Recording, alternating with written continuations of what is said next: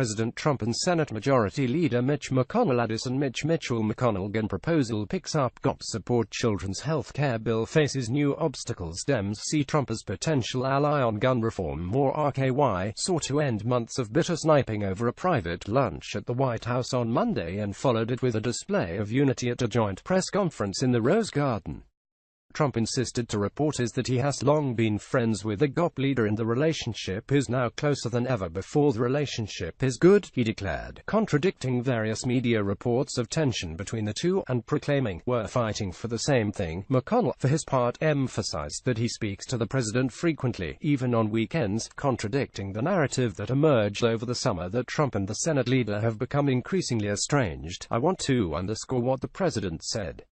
We have the same agenda. We've been friends and acquaintances for a long time," said McConnell, who praised Trump for putting a conservative stamp on the federal judiciary. The body language told a somewhat different story.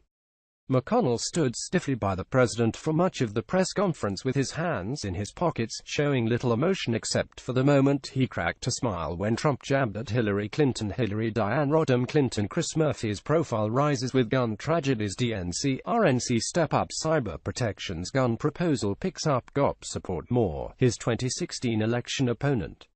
And while both leaders claimed to be on the same page, there were signs that gaps in communication and vision remain. Trump told reporters that he is working on a major economic plan that he has yet to share with Senate Republicans. "I'm going to be surprising some people with an economic development bill later on, but I haven't even told Mitch because I want to focus on tax cuts and some other things right now," the president said.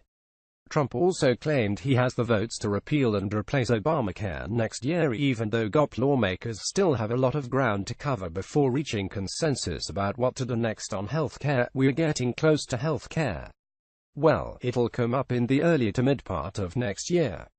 We're going to have a vote. I think we already have the votes. We feel confident we have the votes," Trump said. Trump also expressed support for his former political advisor, Stephen Bannon, who is planning to support primary challenges against as many as 6 sitting Republican senators next year, a prospect that alarms the Senate GOP leadership and rank-and-file members. "I have a very good relationship, as you know, with Steve Bannon. Steve's been a friend of mine for a long time. I like Steve a lot. Steve is doing what Steve thinks is the right thing," he said. But in an acknowledgement of McConnell's concerns that primary battles could put the Senate GOP majority in peril, Trump said he would try to persuade Bannon to ease off on some incumbents, some of the people that he may be looking at. "I'm going to see if we talk him out of that, because frankly, they're great people," Trump said. McConnell, by contrast, tried to slam the door on Bannon's operations as hard as possible, arguing that conservative primary challenges could wind up as weak general election candidates. "You know, the goal here is to win elections in November," he said. "My goal, as the leader of the Republican Party in the Senate, is to keep us in the majority. And the way you do that is not complicated. You have to nominate people who can actually win, because winners make policy and losers go home," he added. Trump and McConnell did their best to show they have each other's backs. After the news conference was over, Trump extended an arm to McConnell to help him climb the stairs back to the Oval Office. "It will be hard for the two men to overcome perceptions that they're not the best of friends or political partners." After Obamacare repeal legislation failed in July, Trump all but called for McConnell's ouster. The New York Times reported in late August that Trump and McConnell had not spoken in weeks after the president ripped the leader on Twitter, posting, "Can you believe that Mitch McConnell, who has screamed repeal replace for 7 years, couldn't get it done?" That came after the Kentucky senator groused publicly about Trump's excessive expectations about passing major bills. Trump even suggested to reporters at his golf course in New Jersey during the August recess that McConnell's days in leadership might be numbered. Trump has also repeatedly needled the Senate GOP leader over the filibuster, arguing the GOP should change the body's rules to eliminate its use on legislation. McConnell has repeatedly signaled he does not want to change the rule. Monday's meeting came on the heels of a series of sharp exchanges last week between Trump and Senate Foreign Relations Committee Chairman Bob Corker. Bob Phillips Corker deficit hawks voice worry over direction of tax plan. The Hill interview budget chair Black sticks around for now. Overnight finance. White House requests B for disaster relief. Equifax chief grilled over stock sales. House panel approves B for border wall. Tax plan puts swing state Republicans in in tough spot. More. Tennessee Corker last week pointedly criticized Trump's judgment and competence, comparing the White House to an adult daycare center and warning that Trump's rhetoric about North Korea could put the nation on the path to World War III. Trump's relationship with Senate Republicans has been in a downward spiral since late July, when three moderates, Sens.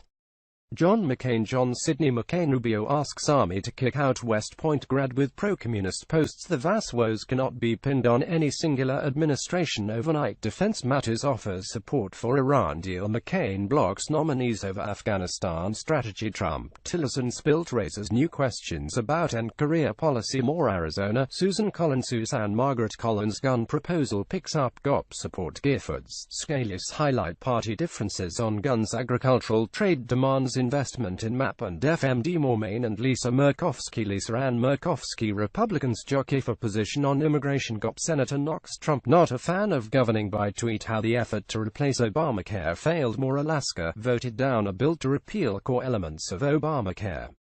He lashed out not only at McCain, Collins and Murkowski, but Senate Republicans as a whole. He also took aim in August at Arizona Sen. Jeff Lane Flake authorizing military force is necessary, but insufficient. Republicans jockey for position on immigration. McCain, Flake warn against politically motivated penalties for Canadian defense firm Moore, who is one of the Senate's two most vulnerable Republican incumbents, calling him toxic and encouraging his conservative primary challenger Kelly Ward after Flake disagreed with Trump's trade and immigration policies. Flake, in an interview with The New York Times published Sunday, stood by his criticisms of Trump for characterizing many Mexican immigrants as criminals and questioning President Obama's true nationality. In which of those instances should I not have spoken out? Flake asked. At what point should you not stand up and say, this is not right, this is not conservative, this is not where Republicans ought to be? Click here for more highlights from Trump's press conference with